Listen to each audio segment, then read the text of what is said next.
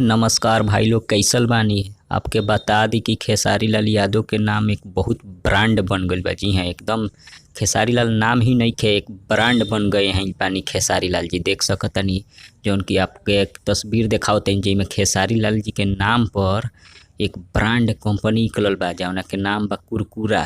जी हाँ, खेसारी लाल जी के नाम पर कुरकुरा बनता। जौन उनका फिल्म आई रहे डमरू, वही डमरू फिल्म के नाम पर इ कुरकुरा बनल बा। देखा सानी तस्वीर में साफ देख सकतानी जौन कि कुरकुरे के नाम बा डमरू, जौन कि खेसारी लाल के फिल्म पर धइल बावे और खेसारी लाल के में तस्वीर भी दिहल गइल बावे।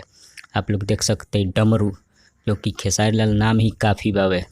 जितने भी खेसारी लाल के फैन बानी लो, इ वीडियो के शेयर करी ताकि जिस खेसारी लाल के पास ये वीडियो जाओ और डमरू खूब पसंद से किनी लो और खाई लो।